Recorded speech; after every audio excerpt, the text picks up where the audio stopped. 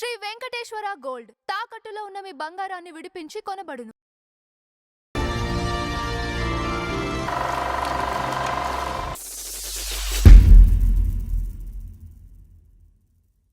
నమస్కారం నందనార్చంద్ర గారు. నమస్కారం అంజబాబు గారు.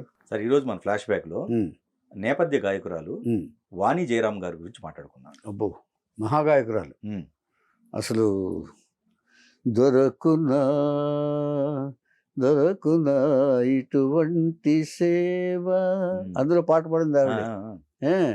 తర్వాత మానస సంచరరే బ్రహ్మణి మానస సంచరరే అందెల రవమిది పదములదా, ఇలాంటి పాటలన్నీ పాడినాడు. ఏమండి, ఏ తీరుగనను దయచూసెదవో ఇనవంశోత్తమ రామా, నా తరమా భవసాగర మీదను అని ఇలాంటి పాటలు అన్నీ పాడిన. ఇది పూజ చిత్రంలో ఎన్నెన్నో జన్మల బంధం నీది నాది, ఇట్లాంటి పాటలు ఎన్నో ఉన్నాయండి. తర్వాత పాటలు ఇంకో 2-3 తర్వాత చెప్పుకుందాం. తర్వాత ఈవిడ సంగీత బంధం తప్ప భవబంధాలు లేకుండా మిగిలిన వాణి జయరాం గారు. సో ఇంతకుముందు పాటలో కూడా ఉందిగా భవబంధాలు. లాస్ట్ కి ఆవిడకి ఏమైపోయిందంటేనండి, ఒంటరిగా మద్రాసులో కాలం గడిపారండి, చాలా కాలం. ఆవిడ ఎండ్ వరకు ఈ మధ్య 23 కానీ ఎవరైనా ఉంటారు, వాళ్ళు కూడా లేరు. వాళ్ళు కూడా లేరు. ఓకే. అది మరి ఎందుకనో మరి అది అసలు ఎవరూ మిగల. అటు భర్త తరపు కానీ ఇటు ఈవిడ తరపు కానీ సింగిల్ గా పని మనిషితోటి కొంతకాలం చాలా కాలం ఒంటరిగా ఉన్నారు ఆవిడ. అంత కెరీర్ పెట్టుకుని ఏమండి. అలాగే ఎండ్ కూడా అలాగే చాలా దురదృష్టకరంగా జరిగింది, మాట్లాడుకుందాం. ఏమండి, తర్వాత మీరా ఆఫ్ తెలుగు ఇండస్ట్రీ అని, తెలుగు పాటలు సంగీతానికి మీరా ఆఫ్ ఇది అని బిరుదు కూడా ఉంది ఆవిడ. ఆ తమిళ్లో మీరా అనే సినిమాకి బాగా పనిచేశారు ఆవిడ. పాటలు పాడారు, 12 భజనల పాటలు పాడారు. తర్వాత 20 భాషల్లో 20,000 పాటలు పాడిన మహాగాయని వాణి జయరాం గారు. 20 భాషల్లో. ఇక దేశాన్నే ఉర్రూతలిగించిన పాట బోలు రే పపా హరి హరా, బోలు రే పపి హరా, బోలు రే పపి హరా, అది గుడ్డి సినిమాలో హృషికేశ్ ముఖర్జీ గారు పాడించారు ఆయన. ఏమండి, ఈ పాట వినని వాళ్ళు 40 సంవత్సరాలుగా ఇది ఇప్పటికీ పాపులరే ఆవిడది. ఆవిడని నేషనల్గా బాగా పాపులర్ చేసిన పాట ఇదే, గుడ్డిలో. ఏమండి, ఇంతటి మహాగాయని. ఈ తర్వాత ఈవిడ పుట్టింది తమిళనాడులో 1945లో వేలూరులో. పుట్టినప్పుడు కలైవాణి అనే పేరు. దొరస్వామి అయ్యర్ పద్మావతి దంపతులకి వీళ్ళు 9 మంది సంతానంలో ఈవిడ 5వ వారు. ఎందుకు ఇంకా ఇంకొక ఇద్దరినైతే 11 అయ్యేదిగా. ఇంకా దొరస్వామి గారు పద్మావతి దంపతులు. ఏమంటే 5వ వారు. ఈవిడ ఫ్యామిలీ అంతా సంగీత కుటుంబమే. సంగీతంలో మునిగి తేలిన వాళ్ళే వీళ్ళు. ఈ సంగీత కుటుంబం అవటం వల్ల ముందు నుంచి పిల్లలందరికీ సంగీతం నేర్పిస్తూ ఉంటారు. అందులో వాణి జయరాం గారికి కొంచెం ఎక్కువ ఇంట్రెస్ట్ ఉండేది ఆవిడకి. అంచేత చిన్నప్పటి నుంచి రంగరామానుజ అయ్యంగారు అనే దాని దగ్గర ముత్తుస్వామి దీక్షితుకి కృతులు నేర్పించి, తర్వాత శాస్త్రీయ సంగీతం టిఆర్ బాలసుబ్రహ్మణ్యం గారి దగ్గర, ఆర్ఎస్ మణి గారి దగ్గర నేర్పించారు. మొత్తం శాస్త్రీయ సంగీతానికి ఏం కావాలో అందరి దగ్గర, ఎవరో నిష్ణాతుల దగ్గర, వారందరి దగ్గర సంగీత ఇది నేర్పించారు ఆయన, వీణా శృతి సితార్తో సహా. ఇది అయిన తర్వాత ఆవిడకి 8వ ఏట నుంచి ఈ కచేరీలు కూడా, ప్రదర్శనలు కూడా ఇచ్చారు, సంగీత ప్రదర్శనలు. అంటే 8వ ఏటకే ఆవిడ కొంచెం ఒక స్థాయికి సంగీతం నేర్చేసుకున్నారు. అంటే ఆవిడ దైవాన్ సంబుతురాలుగా, ఒక దైవం ఇచ్చిన వరంలాగా సంగీతం నేర్చుకున్నారు ఆవిడ ఇక్కడి నుంచి. తర్వాత ఆవిడ హై పిచ్ వాయిస్, మామూలు ఇది వాయిస్ కాదు, ఎంత స్థాయికైనా తీసుకెళ్ళగలిగిన వాయిస్ ఆవిడది, ఓకే. వాణి జయరాం గారు. ఓకే. ఆ రేడియో సిలోన్లో కూడా పాడారు ఆవిడ చేత పాడించారు అప్పుడే. ఈవిడ ఎడ్యుకేషన్కి వస్తే లేడీస్ శివస్వామి స్కూల్లో ప్రాథమిక విద్యాభ్యాసం అయిన తర్వాత మేరీ క్వీన్ కాలేజీలో డిగ్రీ చదివారు. హైలీ ఎడ్యుకేటెడ్ ఆవిడ, ఇంగ్లీష్ బాగా మాట్లాడేవారు. అదే మన జయలలిత గారు చదివిన కాలేజీ అయిన తర్వాత ఈవిడికి స్టేట్ బ్యాంక్ ఆఫ్ ఇండియాలో ఉద్యోగం వచ్చింది. ఓకే. ఉద్యోగం చేస్తున్నారు.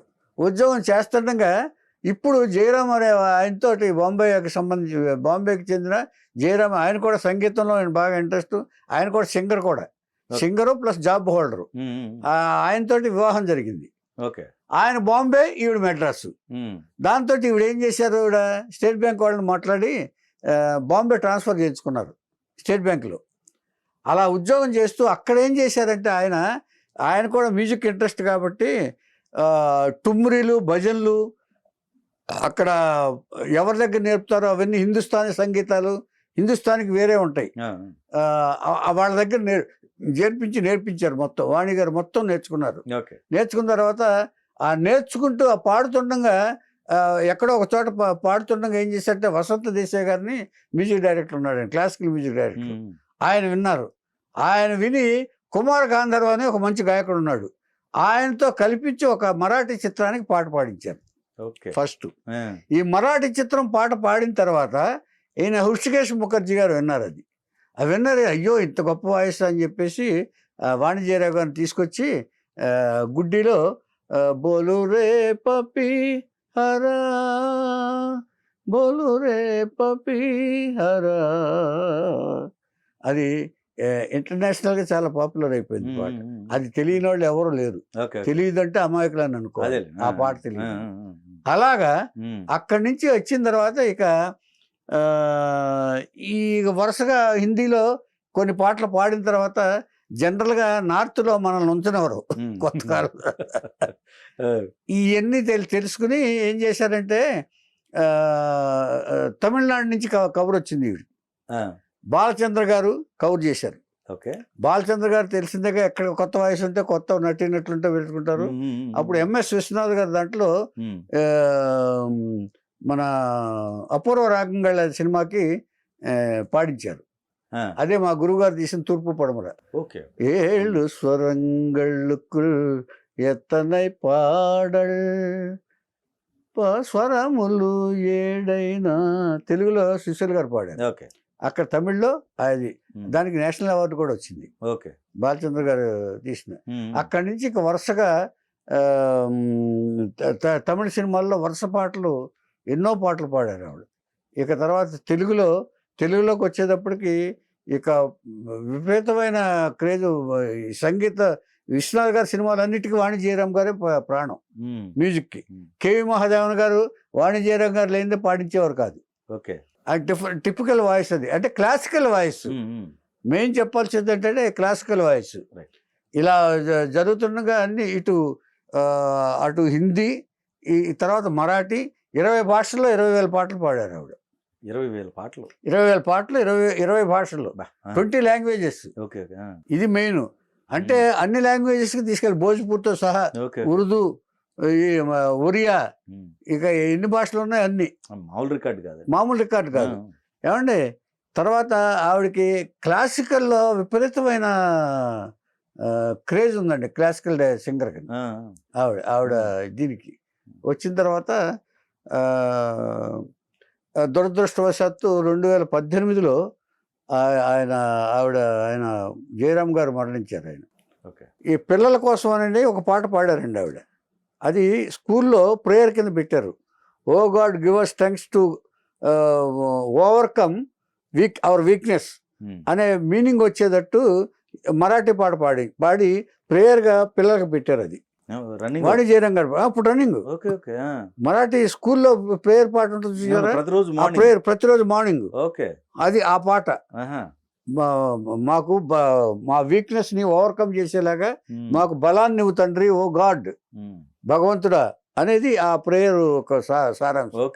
తర్వాత మీరా అనే చిత్రానికి 12 పాటలు, భజన పాటలు పాడారు ఆవిడ. అందుకనే మీరా ఆఫ్ ఇండియా అని వచ్చింది ఆవిడకి. మీరా ఆవిడ బిరుదు కూడా ఇచ్చారు ఆవిడ మీరా పేరు మీద. ఏమండి తర్వాత గుడ్డిలో అని చెప్పే పాటకు చెప్పాను చూసారా, తాన్సేన్ అవార్డు వచ్చింది మ్యూజిక్లో, సంగీతంలో తాన్సేన్ మించిన వాళ్ళు ఎవరు, అక్బర్ సంస్థానంలో ఉండేవాడు ఆయన. ఆ అవార్డు ఇచ్చారు ఆవిడకి బాంబేలో. అంతటి ఘనత చెందిన పూజలు చేయ పూలు తెచ్చాను, ఇలాంటి పాటలన్నీ ఆవిడ పాడినాయే. ఎన్నెన్నో జన్మల బంధం నీది నాది, ఒక టిపికల్ తీగలాంటి వాయిస్ అనమాట ఆవిడ. ఏమండి ఇలాంటి చేస్తున్నప్పుడు మరి 2018లో వీళ్ళ భార్యాభర్తల అనుబంధం ఇప్పుడు కూడా, ఆయన ఎప్పుడు ఈవిడ కూడానే ఉండేవారు. ఆయన కొంత ఉద్యోగాలు మానుకుని కూడా ఆయన కూడా సింగరే. బాంబేలో నౌషాద్ సంగీతంలో పాడారు. ఈవిడ పాడినప్పుడు ఈవిడతో పాటు బాంబేలో ఉన్నప్పుడు వీళ్ళిద్దరు కలిసి పాడేవాళ్ళు అక్కడ. మ్యూజిక్ డైరెక్టర్స్ అందరూ పాడించారు వీళ్ళతో. ఆ తర్వాత వచ్చేసారు ఆవిడ. అంటే ఎక్కువ లాంగ్ స్టాండింగ్ ఉంచరు మనల్ని. హస్బెండ్ పోయిన తర్వాత అప్పుడు ఆవిడ మెడ్రాస్లో ఒంటరిగా ఉంటూ అప్పుడప్పుడు, అంటే ఇక పాటలు కూడా సెలెక్టివ్గా పాడుతూ మెడ్రాస్లో ఒంటరిగా ఉన్నారు ఆవిడ. అంటే ఎవరో కూడా లేరు, ఒక పని మనిషి ఆవిడ ఒంటరిగా ఉంటున్నారు. ఆ ఒంటరిగా ఉంటున్నప్పుడు ఒకరోజు ఏం జరిగిందంటే, మరి ఈ తడి బట్టలు వేస్తారు కదా వీళ్ళు, ఇంట్లో మంచి రిచ్గా కట్టుకుంటారు కదా, టైల్స్ అని వేస్తాం కదండి, దాంట్లో ఆవిడ వస్తూ కాలు జారి పడ్డారు. ఆ కాలు జారి పడటంతో తలకి బాగా దెబ్బ తగిలి ఇచ్చేయింది, పడిపోయారు. ఆవిడ ఎవరు లేపేవాళ్ళు ఎవరు లేరు, ఎవరు లేరు అక్కడ, ఇంట్లో ఎవరు లేరు. ఇంట్లో పని మనిషి వచ్చి తలుపు తీసి వచ్చేటప్పటికి పోలీసులు కబుర్ చేసింది, ఎవరు తలుపు తీయపోతే. అప్పుడు పోలీసులు వచ్చి తలుపు తీసిన తర్వాత కింద పడిపోయినారు ఆవిడ, తలకి గాయమైంది. పోస్ట్ మార్టం చేస్తే సహజ మరణం అని వచ్చింది. అది అదేమి ఇది కాదు. అలాగా అంటే ఒక ఇంత వెలిగిన ఇది మరి ఏ కర్మ ఫలితమో తెలియదు, కానీ ఆవిడ అలాగ మరణించడం అనేది చాలా మందిని బాధ పెట్టింది. ఆవిడ వాయిస్ ఇంకా పాడగలిగే స్థితిలో ఉన్నారు ఆవిడ. ఇప్పుడు ఆస్తులన్నీ ఏదైనా ట్రస్ట్ కన్నా రాశారా పోనీ? అది ఏం జరిగిందో మరి మెడ్రాస్లో వాళ్ళు ఇది చేశారు. అంటే ఇలాంటి వాళ్ళు ఏమవుతాయి ఏంటంటే, ఎవరో లేకపోతే కనీసం ఎవరినైనా పెంచుకున్నా ఉండాల్సింది. మరి పిల్లలు లేరు, మర్చిపోయాను నేను, ఈ దంపతులకు పిల్లలు లేరు. అంటే సంగీతం ప్రాణం వీళ్ళిద్దరికి. అంటే పిల్లలు లేకపోవటం వల్ల వచ్చిన ఇబ్బంది ఇదనమాట. అంటే అది భగవంతుడు ఇవ్వాలంటే మనం ఏం చేయలేం దానికి. అలాగా దాని మీద డౌట్లు వచ్చినాయి అందరికి, చాలా మందికి. ఎవరన్నా చంపేశారో ఆస్తి కోసం అని కూడా డౌట్లు వచ్చి పోస్ట్ మార్టం చేస్తే ఆ కేసు అన్ని విచారించిన తర్వాత సహజ మరణం డిక్లేర్ చేసిన తర్వాత అప్పుడు ఆవిడని ప్రభుత్వ లాంఛనాలతోటి అంత్యక్రియ చేశారు. గ్రేట్ సింగర్ కదండి మరి. అంచేత ఇక గ్రేటెస్ట్ సింగర్ కూడా బాలసుబ్రహ్మణ్యం గారు అయితే ఆవిడ కాళ్ళ మీద పడిపోతారు ఆయన, ఆవిడ వాయిస్కి. ఆవిడంతే ఇంచేదంటే దీన్ని ఆ నార్త్ ఇండియాలోనూ తట్టుకోలేకపోయారు ఈవిడ వాయిస్కి. ఈ వాయిస్తో మేము ఇచ్చేయలేమనుకుని చాలా మంది అక్కడ భయపడ్డారు. అందుకనే సౌత్ ఇండియాకి వచ్చేసింది ఆవిడ. ఇంచేదంటే ప్రశాంతంగా సంగీతం అనేది ప్రశాంతంగా ఉండాలని ఆవిడ అభిప్రాయం. ఆవిడ చాలా బాలుగారు పాడుతూ తీగ ప్రోగ్రామ్స్లో కూడా పాల్గొన్నారు ఆవిడ. భక్తి పాటలకి చాలా పేరు పొందింది వాణి జయరాం గారు. అంటే అన్ని భాషల్లోనూ భక్తి పాటలు పాడారు. ఇక అవార్డులు వచ్చినాయి అంటే ఎన్ని అవార్డులు వచ్చినాయి అంటారు? ఒక 3 నేషనల్ అవార్డు మొత్తం 75, 80, 91 3 సంవత్సరాల్లో 3 నేషనల్ అవార్డులు. తర్వాత నంది అవార్డులు కూడా వచ్చినాయి. సంగీత పీఠ సమ్మాన్ అవార్డు చిన్న వయసులోనే పొందారు, అంటే సంగీతం నేర్చుకునేటప్పుడే. తర్వాత గుజరాత్, ఒరిస్సా స్టేట్, ఆంధ్రప్రదేశ్, తమిళనాడు స్టేట్ అవార్డులు బెస్ట్ గాయనిగా. తర్వాత మియా తాన్సేన్ అవార్డు దీనికి. తర్వాత ఫిల్మ్ అవార్డు, సినీ హెరాల్డ్ అవార్డు. తర్వాత ఎంకే త్యాగరాజ భాగవత life time achievement award Tamil Nadu. తర్వాత కర్ణాటక స్టేట్ అవార్డు.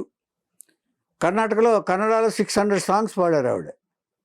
ఏమండి తర్వాత Kamakar award outstanding contribution to film music in all 4 south Indian languages.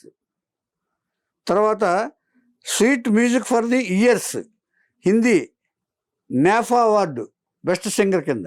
తర్వాత Mudra award of excellence from Mudra Chennai, Mudra award of excellence.